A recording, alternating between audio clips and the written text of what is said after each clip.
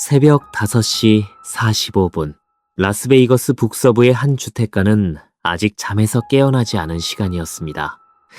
한 남자가 자전거 위에 올라탔습니다. 붉은 셔츠, 짧은 반바지, 그리고 손목에는 익숙한 한 가지 가족에게 자기가 무사하다는 것을 늘 알려주던 시계 하나. 35년을 경찰로 살고 2년 전에 은퇴한, 그래서 이제는 그저 자전거를 타는 것이 가장 큰 즐거움이 된 한 평범한 미국 가장의 어느 여름 아침이었습니다. 그러나 그가 향해 가고 있던 길의 끝에서 2명의 10대가 그를 기다리고 있었습니다. 그리고 그들의 휴대폰은 이미 녹화 버튼이 눌린 채였습니다. 미국에서 일어난 실화를 한국 안에서는 깊이 다뤄지지 않았던 이야기들을 있는 그대로 전해드리는 이 채널에 오신 분들을 환영합니다. 본 영상은 미국 ABC 뉴스, MBC 뉴스, 폭스 뉴스, 라스베이거스 리뷰 저널, KLAS 8뉴스, 나우, KTMV 채널 13, 코트 TV의 보도와 클라크 카운티 검찰청 공식 보도 자료, 그리고 클라크 카운티 지방법원의 양형 기록을 바탕으로 제작되었습니다. 2023년 미국 네바다주 라스베이거스에서 실제로 일어난 사건이며 자전거 운전자 사망과 차량을 이용한 의도적 범행에 관한 민감한 내용이 포함되어 있을 수 있음을 미리 말씀드립니다. 그럼 그날 아침으로 돌아가 보겠습니다. 피해자의 이름은 안드레아스 프롭스트. 가족과 동료들은 그를 앤디라고 불렀죠. 사망 당시 64살. 캘리포니아 주벨시티의 경찰서장으로 35년을 일하다가 2009년에 은퇴한 후 한 글로벌 미디어 기업의 보안 책임자로 자리를 옮긴 사람이었습니다. 평생을 한 도시의 안전을 지키는 일에 바친 후 은퇴해서는 자기 가족의 평범한 일상을 지키는 자리에 돌아온 셈이었죠. 라스베이거스 북서부 센티니얼 힐스의 조용한 동네에 아내 2 자녀와 함께 정착한 지 얼마 되지 않은 시점이었습니다. 2 자녀는 모두 성인이 된 후였고 가족들은 그를 늘 침착하고 늘 따뜻한 사람이었다고 기억합니다. 자전거 라이딩은 그가 은퇴 후에 새로 발견한 즐거움이었습니다. 매일 새벽 동네 자전거 도로를 따라 10여 킬로미터를 달리는 것 가족들은 그것이 앤디의 가장 평화로운 시간이라는 것을 알고 있었습니다. 그날 아침에도 그랬을 것입니다. 그가 사고를 당한 그 자리는 그의 집에서 단 몇 블록밖에 떨어지지 않은 곳이었습니다. 그러니까 늘 다니던 동네에 늘 다니던 길이었던 셈이죠. 그날 그가 향하던 곳도, 그날 그가 돌아갈 예정이었던 곳도 그저 가족이 기다리고 있는 그 평범한 집이었을 뿐이었습니다. 하지만 같은 시각, 같은 도시의 다른 한쪽에서는 전혀 다른 종류의 아침이 시작되고 있었습니다. 17살의 헤수스 아얄라, 그리고 16살의 즈자미르 키스. 2 10대는 새벽이 채 밝기도 전부터 길 위에 있었죠. 그날 새벽 그들의 손에는 그들이 직접 운전하지 않았어야 할 차 한 대가 들려 있었습니다. 1016년형 현대 엘란트라. 한 아파트 단지 주차장에서 훔쳐낸 차였죠. 그리고 그들의 손에는 또 한 가지 휴대폰 한 대가 함께 있었습니다. 그날의 모든 순간을 녹화하기 위한 휴대폰. 한 가지 디테일을 미리 말씀드리겠습니다. 이 한 대의 휴대폰이 이 사건의 모든 흐름을 결정짓게 됩니다. 새벽 5시 27분. 첫 번째 신고가 라스베이거스 메트로 경찰의 911 상황실에 들어옵니다. 신고자는 72세의 한 노인. 자전거 도로 위에서 자전거를 타고 있던 그는 갑자기 뒤에서 다가온 한 대의 차량에 그대로 받쳤다고 진술했습니다. 다행히 생명에는 지장이 없었습니다. 그러나 신고 음성에 담긴 그의 한마디는 지금도 미국 언론이 반복해서 인용하는 문장이 됐죠. 일부러였다. 백미러로 보고 있었는데 그가 일부러 핸들을 꺾어 나를 받았다. 라는 한마디. 그가 운전자를 정확히 이해하기 어려운 또 한 가지 이유. 차량은 사고 후 정차하지 않고 그대로 도주했습니다. 그리고 백미러 너머로 노인이 길 위로 굴러 떨어지는 것을 차 안의 두 사람은 본체로 그대로 떠나버렸다는 점이었죠. 신고 음성의 끝에서 그 노인은 한마디를 더 덧붙였습니다. 자기는 운이 좋았다. 그런데 만약 다음 사람이 자기처럼 운이 좋지 못하다면 누군가는 그 자리에서 죽을 수도 있을 것이라는 한마디. 그 신고 1시간도 채 되지 않은 시점에 그 한마디는 정확히 한 사람의 이야기가 되어버렸습니다. 여기서 한 가지 의문이 남습니다. 만약 이 첫 번째 신고가 그 자리에서 멈춰섰다면, 만약 그 시점에 다른 차량이 합류해 추격이 시작되었다면 1시간 뒤에 일어날 일은 일어나지 않았을지도 모릅니다. 그러나 라스베이거스 북서부 새벽 5시 반의 길 위에는 그들을 막을 사람이 없었습니다. 두 사람의 차는 계속해서 달리고 있었고 휴대폰의 녹화 버튼은 여전히 켜져 있었죠. 그런데 말입니다. 그날 새벽 두 사람이 길 위에서 한 일은 단 한 번이 아니었습니다.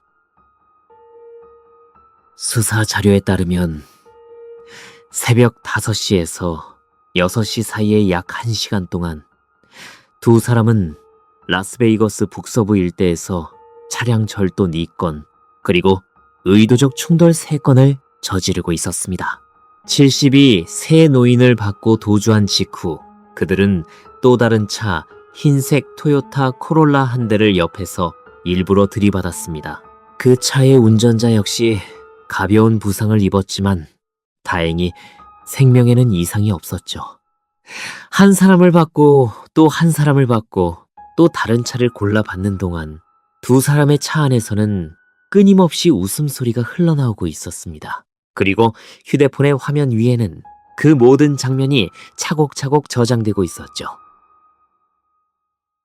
라스베이거스 메트로 경찰의 부서장 닉 페리스는 사건 직후 한 기자회견에서 이렇게 말했습니다. 자기는 22년을 경찰로 살았지만 두 청소년이 차 안에서 한 사람을 의도적으로 받고 그 자리에 두고 떠나는 장면을 본 것은 자신의 경력 중 가장 마음을 무겁게 만든 일이었다고. 그가 강조한 한 단어는 비겁이라는 단어였습니다. 여기까지 함께 들어주시고 계신다면 좋아요와 구독은 이런 실화를 조금 더 오래, 조금 더 조심스럽게 다룰 수 있는 큰 힘이 됩니다.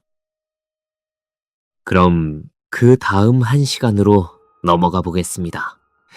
하지만 그 짧은 1시간 동안 길 위에서 일어난 일은 한 사람의 죽음으로 끝나지 않았습니다. 새벽 6시 3분 라스베이거스 북서부 테냐웨이와 센티니얼 파크웨이가 만나는 교차로 안드레아스 프롭스트는 자전거 도로를 따라 북쪽으로 달리고 있었습니다.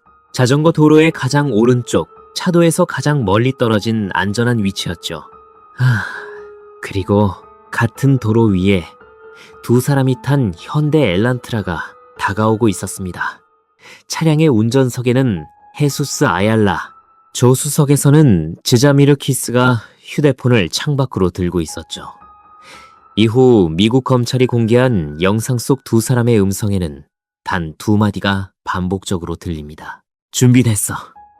그리고 그를 받아. 시속 약 80km.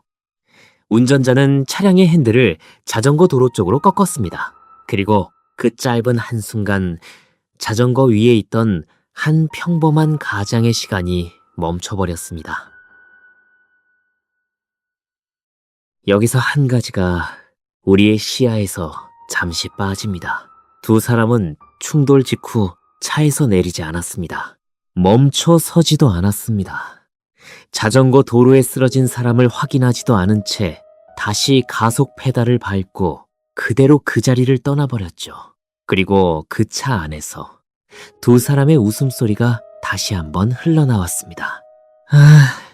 2023년 8월 14일 미국 네바다주 라스베이거스 새벽 6시 4분에 일어난 일이었습니다. 그러나 그 자리에 쓰러진 한 남자의 손목에는 한 가지 물건이 여전히 작동하고 있었습니다. 애플 워치. 강한 낙상을 자동으로 감지하는 기능이 작동한 것이죠. 새벽 6시 5분. 시계는 자동으로 911에 연결되어 사용자가 큰 낙상을 감지했으며 응답이 없다는 음성 메시지를 송출합니다. 그와 거의 동시에 시계는 그의 아내에게도 같은 메시지를 보냈죠. 잠에서 깨어 그 메시지를 받은 아내 크리스털 프롭스트는 곧장 사고 현장으로 달려나옵니다. 사고 현장은 그들의 집에서 단 몇 블록 떨어진 곳이었습니다. 거기에 그가 늘 입던 셔츠와 그가 늘 쓰던 헬멧의 절반과 그리고 그가 늘 타던 자전거가 따로따로 흩어져 있었죠. 그것이 가족이 마지막으로 그를 본 자리가 됩니다. 응급구조대는 즉시 그를 라스베이거스의 한 외상센터인 UMC 트라우마로 이송했지만 안드레아스 프롭스트는 그곳에서 숨을 거두었습니다. 향년 64, 평생 누구의 생명을 지키는 일을 직업으로 삼았던 한 사람의 마지막은 그렇게 자전거 도로 위에서 1시간도 채 되지 않은 사이에 끝나버렸습니다. 캘리포니아 주 벨시티는 로스앤젤레스 인근의 한 작은 도시입니다. 인구는 약 3만 명 남짓. 큰 도시는 아니지만 한때 미국 사회 전체가 주목한 한 부패 사건의 중심이 되었던 곳이기도 하죠. 안드레아스 프롭스트는 그 작은 도시에서 한 도시의 안전을 책임지는 자리에 있던 사람이었습니다. 동료들은 그를 부하 직원의 이름을 다 외우고 있었던 따뜻한 상사로 기억합니다. 은퇴 후에도 그는 옛 동료들과 정기적으로 골프를 쳤고 그 골프 모임은 그가 세상을 떠난 후 첫 라스베이거스 토너먼트에서 그를 추모하는 자리가 되었죠. 처음에 라스베이거스 메트로 경찰은 이 사건을 단순 뺑소니로 분류해 두었습니다. 의도성을 입증할 명확한 증거가 그 자리에는 남아있지 않았기 때문이죠.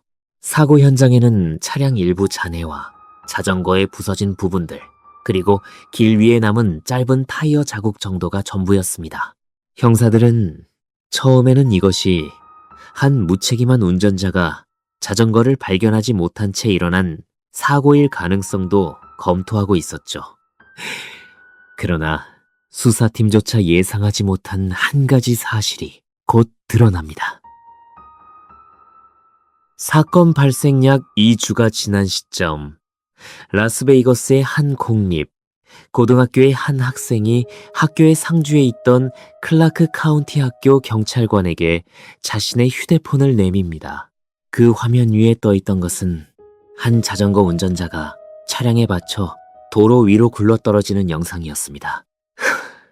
영상은 며칠 전부터 학생들 사이에서 빠르게 퍼지고 있었고, 화면 속 인물들이 같은 학교 학생이라는 사실을 알아본 한 10대가 어른에게 그 영상을 보여주기로 결심한 것이었죠.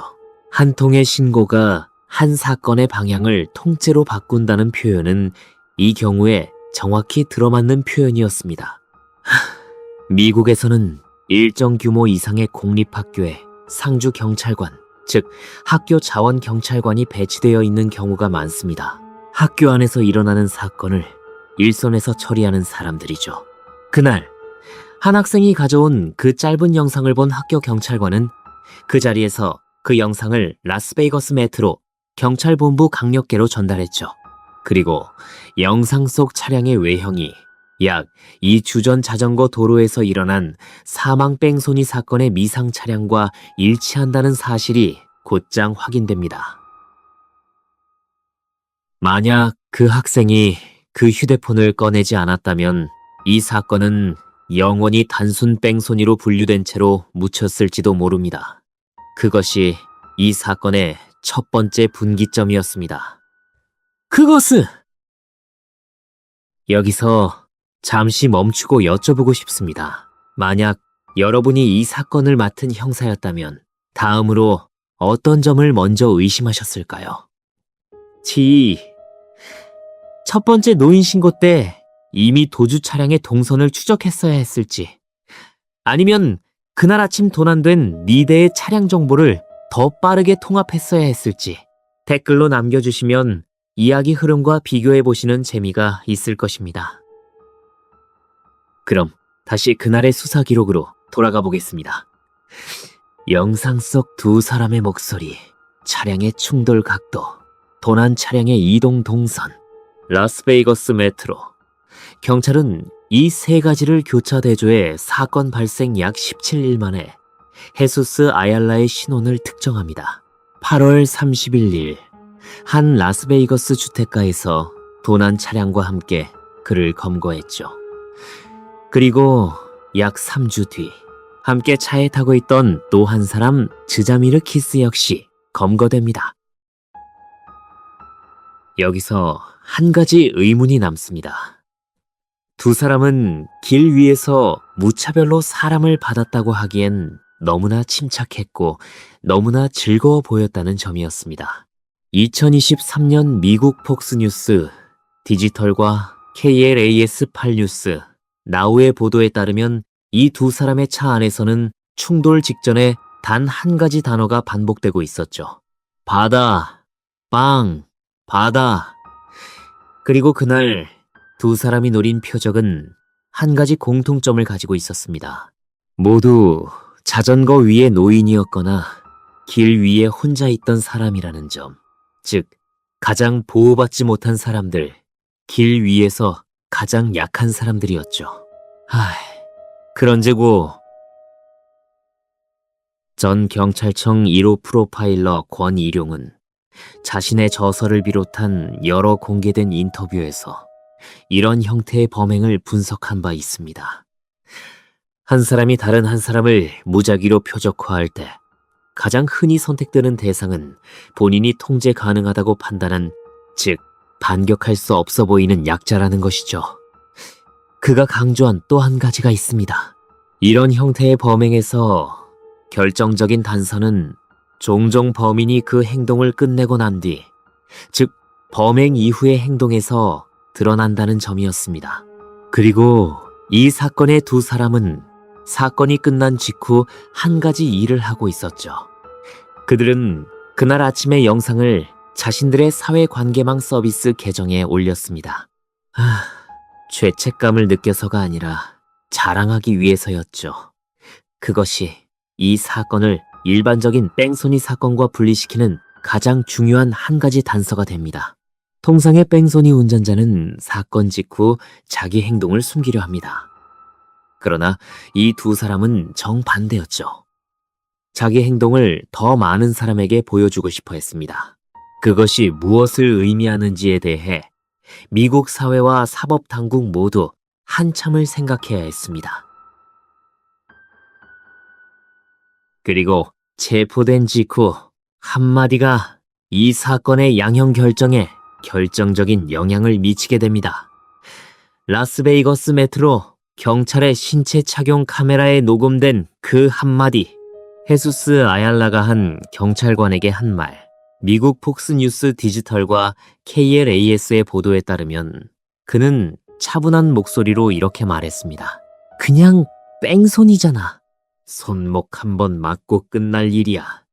한 달이면 나갈 거야. 내기에도 좋아. 그가 그 말을 한 시점에 경찰관은 그에게 살인 혐의가 적용될 거라는 사실을 아직 말하지 않은 상태였습니다. 즉, 그는 자기가 한 일이 무엇인지 정확히 알고 있는 상태에서 그것이 자기에게 별일이 아닐 거라고 판단하고 있었던 것이죠. 이 한마디는 미국 전역에 공분을 샀고 이후 검찰의 양형 전략에도 결정적인 영향을 미치게 됩니다. 그리고 한 고등학교의 복도에서 시작된 이 사건의 두 번째 분기점은 라스베이거스의 한 법정으로 이어지게 됩니다. 이 부분은 미국과 한국의 사법 체계가 한 가지 공통의 한계 위에 놓여 있다는 것을 보여주는 지점이기도 합니다. 미국 연방 대법원은 2005년 로퍼 대 시먼스 판결, 그리고 2012년 밀러 대 엘라베마 판결을 통해 만 18세 미만의 청소년에 대한 사형, 그리고 가석방 없는 종신형이 헌법에 위배된다는 점을 확인했습니다. 즉, 이 두 사람이 길 위에서 무엇을 했든 미국 연방 헌법은 그들에게 사형을 선고할 수 없도록 막아놓고 있었죠. 클라크 카운티 검찰청장 스티브 울프슨이 사건 직후 한 인터뷰에서 직접 언급한 사실입니다. 여기서 한 가지가 우리의 시야 안으로 들어옵니다. 그들이 체포되어 라스베이거스의 한 법정에 처음 출두한 그날의 모습이었습니다. 미국 KTLA 그리고 라스베이거스 리뷰 저널이 같은 날 보도한 내용이죠. 두 사람은 법정에 들어서면서 피해자의 유족, 즉 안드레아스 프롭스트의 아내와 딸을 향해 웃었습니다. 작은 미소가 아니라 서로 마주보고 키득거리는 형태의 웃음이었죠. 피해자의 딸인 테일러 프롭스트는 같은 날 한 미국 매체와의 인터뷰에서 그들은 우리를 응시하면서 위협하려 했고 법정 자체를 전혀 존중하지 않았다고 말했습니다. 그리고 그날 법정 안에는 그 모습을 온전히 지켜본 또 한 사람이 있었습니다. 안드레아스 프롭스트의 아내, 크리스털. 그녀는 남편이 평생 차고 다니던 경찰 배지를 옷 안쪽 주머니에 넣은 채로 그 자리에 앉아 있었습니다. 그것이 그녀가 그날 그를 그 법정에 함께 데려올 수 있는 유일한 방법이었습니다. 이 양상이 반복되자 담당 판사는 두 사람에게 강한 경고를 내렸습니다. 그러나 그날 법정 안에 있던 한 사람의 마음을 가장 무너뜨린 것은 어쩌면 판사의 경고가 아니라 두 사람이 끝까지 보여주었던 그 무관심이었을지도 모릅니다. 도저히 받아들일 수 없는 한 장면이었죠. 검찰은 이 사건을 그들의 나이를 이유로 청소년 보호 절차로 다루지 않았습니다. 미국 네바다 주법은 만 16세 이상의 청소년이 살인 혐의로 기소될 경우 자동으로 성인 형사 시스템으로 이관되도록 규정하고 있죠. 그래서 두 사람은 16세, 17세였음에도 불구하고 클라크 카운티 지방법원에서 성인 신분으로 재판을 받게 되었죠. 처음 검찰은 두 사람에게 1급 살인 혐의를 적용하려 했습니다. 1급 살인이란 미국 형법에서 가장 무거운 살인죄로 사전에 계획된 의도적 살해를 의미하죠. 그러나 앞서 말씀드린 미국 연방 대법원 판례에 따라 미성년자에게는 사형 그리고 가석방 없는 종신형을 선고할 수 없습니다. 검찰은 결국 협상 테이블 위에 2급 살인 혐의로의 유죄 인정 협상이라는 카드를 올립니다. 미국 형사사건의 약 94%가 재판이 아닌 유죄 인정 협상, 즉 플리 바게닝으로 종결된다는 사실은 미국 사법 시스템의 가장 오래된 특징 중 하나죠. 효율을 위해 도입된 이 제도가 때로는 진실의 한 면을 가리는 도구로 작동하기도 합니다. 2025년 10월 두 사람은 각각 일주일 차이로 2급 살인을 인정하기로 합의했습니다. 다만 헤수스 아얄라의 경우 폭행 혐의 한 건에 대해서는 알퍼드 청원이라는 형식의 협상을 택했죠. 알퍼드 청원이란 자기 죄를 인정하지는 않지만 검찰이 충분한 증거를 가지고 있음을 인정하고 그 결과를 받아들이는 협상의 한 형태죠. 2025년 12월 16일 라스베이거스 클라크 카운티 지방법원의 한 법정. 담당 판사 제클린 블루스가 그날의 양형을 선고합니다. 운전자였던 헤수스 아얄라 20년 이상 종신형, 조수석에서 영상을 촬영했던 지자미르 키스 18년 이상 종신형, 그리고 미국 네바다 주법에 따라 두 사람 모두 20년이 경과해야 비로소 가석방 신청이 가능합니다. 이는 미국 네바다주에서 미성년자에게 선고할 수 있는 사실상 최대치의 형량이었습니다. 블루스 판사는 그날 양형 선고를 내리며 한마디를 덧붙였습니다. 이것은 단순한 무모한 질주가 아니었으며 1시간 내내 이어지고 점점 더 격렬해지고 더 많은 사람이 다치도록 한 의도적이고 반복적인 행동이었다는 한마디. 그리고 같은 법정 안에서 클라크 카운티 수석 부검사 존 지오다니는 한마디를 덧붙였죠. 자기는 이 사건을 자신의 경력 중 가장 차갑고 가장 마음을 무겁게 만든 사건 중 하나로 기억하게 될 것이라고. 그가 사용한 표현은 차갑고 무자비한 행동이라는 표현이었습니다.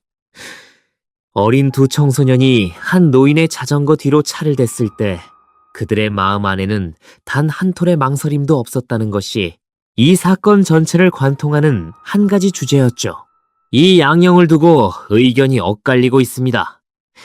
한쪽에서는 이는 미성년자에게 미국 네바다주에서 선고할 수 있는 사실상 최대치였다고 평가합니다. 클라크 카운티 검찰청장 스티브 울프스는 공식 성명에서 이를 명확히 했죠. 다른 한쪽에서는 한 사람의 생명이 그렇게 의도적이고 차갑게 끝났는데 20년이 경과하면 가석방 신청이 가능하다는 점에 대한 의문이 남아 있습니다. 같은 법정 안의 한 가족에게는 20년이라는 숫자는 너무 길고 동시에 너무 짧은 숫자였을 것입니다. 이 사건의 양형을 두고 지금도 의견이 엇갈립니다. 여러분은 이 판결이 합당했다고 생각하십니까? 아니면 너무 가벼웠다고 생각하십니까? 혹은 미성년 보호의 원칙 위에서는 이것이 최선이라고 보십니까? 여러분의 솔직한 생각을 댓글에 남겨주시면 좋겠습니다. 이야기를 이어가겠습니다. 같은 행위가 만약 한국에서 일어났다면 결말은 어떻게 달랐을까요? 한국소년법 제59조에 따르면 만 18세 미만의 청소년에게는 사형 그리고 무기징역을 선고할 수 없습니다. 또한 만 14세 미만의 청소년, 즉 촉법 소년에게는 형사처벌 자체가 불가능하죠. 다만 16세였던 즈자미르키스 그리고 17세였던 헤수스 아얄라의 경우 한국 형법으로도 형사처벌의 대상이 됩니다. 한국 소년법은 미성년자에 대한 형사처벌의 상한을 원칙적으로 15년으로 설정하지만 살인과 같은 특정 강력 범죄에 대해서는 그 상한을 20년까지 끌어올릴 수 있죠. 같은 행위, 다른 나라. 그러나 결말은 놀랍도록 비슷한 자리에 와 있습니다. 두 나라 모두 미성년자가 한 사람의 생명을 끝낸 경우라도 그 사람을 영원히 가두지는 않는 사법 시스템을 선택해두고 있다는 점이죠. 그런데 흥미로운 차이도 있습니다. 한국에서는 최근 몇 년간 촉법 소년의 연령 상한을 만 13세로 낮추자는 논의, 그리고 강력범죄 청소년의 양형 상한을 더 높이자는 논의가 반복되어 왔습니다. 같은 시기 미국에서는 정반대 방향의 논의가 이어져 왔죠. 청소년 뇌 발달 연구를 근거로 청소년에 대한 가혹한 형벌을 더 줄이자는 흐름이 강해지고 있는 것입니다. 이것이 이 사건이 우리에게 던지는 또 하나의 무거운 질문입니다. 여기서 우리가 놓치면 안 되는 또 하나의 시스템적 단면이 있습니다. 두 사람이 그날 아침 사용한 그 도난 차량 두 1016년형 현대 엘란트라는 사회관계망 서비스 한쪽에서 떠돌던 절도 방법, 이른바 키아 보이즈 영상의 영향을 받아 도난된 것으로 알려져 있습니다. 키아 보이즈란 약 2022년경부터 미국 청소년들 사이에서 퍼진 한 유행으로 일부 현대 그리고 기아 차량의 시동 체계의 보안 약점을 이용해 단순한 도구만으로 차를 훔치는 방법을 가르쳐주는 영상 콘텐츠를 일컫습니다. 그리고 그날 그들이 길 위에서 했던 모든 일은 또 다른 사회관계망 서비스 영상을 위한 행위였습니다. 즉, 한 알고리즘이 만들어낸 한 유행이 또 한 알고리즘 위로 흘러들어가 한 사람의 생명으로 이어진 것이죠. 미국 연방통신위원회와 학계는 이미 수년 전부터 이런 영상 콘텐츠 중심 문화가 청소년 범죄 형태에 미치는 영향을 경고해 왔습니다. 그러나 그 경고가 한 평범한 미국 가정의 새벽 자전거 라이딩까지 도달했을 때는 이미 너무 늦은 시점이었습니다. 안드레아스 프롭스트의 가족은 사건 이후 두 사람과 함께 현대 자동차 회사를 상대로도 부당사망 손해배상 소송을 제기했습니다. 그 차의 도난 자체가 한 차량 보안 결함과 한 영상 콘텐츠 유행이 만나 가능해진 일이었기 때문이었죠. 그날 양형 법정에 한 가족이 있었습니다. 안드레아스 프롭스트의 아내 크리스털, 아들 마이클, 그리고 딸 테일러. 라스베이거스 리뷰 저널과 KTMV가 직접 보도한 그날의 진술에서 가족들은 한 가지 단어를 반복했습니다. 부재. 그가 더 이상 함께하지 못할 결혼식. 그가 안아보지 못할 첫 손주. 그리고 그가 다시는 함께 골프를 칠 수 없는 친구들의 이름. 딸 테일러는 그날 법정에서 이렇게 말했죠. 모든 어린 딸의 꿈은 그저 자기 아빠가 결혼식 날 자기 손을 잡고 식장을 함께 걸어주는 것이라고. 그러나 그 한 가지가 그날 아침에 우리에게서 빼앗겼다고. 아내 크리스털 프롭스트는 그날 법정에서 한 가지 단어를 반복했습니다. 무너졌다. 손상된 것이 아니라, 흔들린 것이 아니라 무너졌다. 그리고 그 무너짐은 시간이 지난다고 흐려지는 것이 아니라 매일 더 자라난다고 그녀는 말했죠. 그녀는 또 한 가지를 덧붙였습니다. 매일 아침 잠에서 깨어날 때마다 자기에게는 자기가 더 이상 알아볼 수 없는 한 인생을 살아가야 한다는 부담이 새로 주어진다고. 그러면서도 그녀는 마지막에 한 가지를 더 덧붙였습니다. 그들이 다시 우리의 상처를 열게 둘 수는 없으며 그래서 우리는 평화를 선택하기로 했다고. 협상에 합의한 이유는 자기 가족이 더 이상 그 두 사람의 시간 속에 머물러 있고 싶지 않아서였다고. 길고 고통스러운 재판을 한 번 더 견디는 것보다 한 번에 매듭을 짓고 그 자리에서 떠나기를 선택한 것이었습니다. 피해자의 아들 마이클 프롭스트가 그날 법정에서 한 한마디는 미국 언론 사이에서 가장 길게 인용된 한마디 중 하나였습니다. 만약 그 두 사람에게 자신의 아버지와 같은 한 부모만 있었더라면 어쩌면 우리는 지금 이 자리에 있지 않았을지도 모른다는 한마디. 그는 분노가 아니라 한 가지의 한탄으로 그 말을 했죠. 자기 아버지가 자기에게 가르쳐준 것은 책임이라는 단 한 단어였다고. 그리고 그 한 단어가 그 두 사람의 인생에는 끝까지 도달하지 못했다는 사실이 자기 가족에게 가장 무거운 부분이라고 했습니다. 이런 자리에서 한국의 한 범죄학자가 한 공개된 방송에서 했던 말이 떠오릅니다.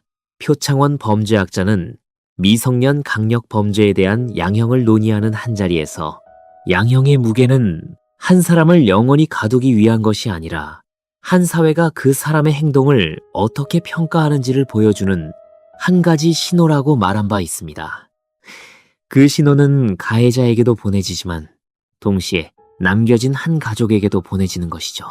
그리고 그 한 가족이 받는 신호가 너무 가볍다고 느껴질 때 사법 시스템 자체에 대한 신뢰가 무너지기 시작합니다.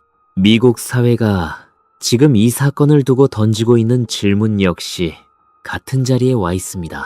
그리고 한국 사회 또한 미성년 강력 범죄의 양형을 둘러싼 같은 고민의 자리에 이미 오래전부터 머물러 있죠. 한국 형사 법무정책연구원이 발표한 자료에 따르면 한국에서 만 14세 이상 18세 미만의 청소년이 저지르는 강력 범죄는 최근 10여 년간 점진적으로 감소하는 흐름 안에서도 한 가지 특징을 보이고 있습니다.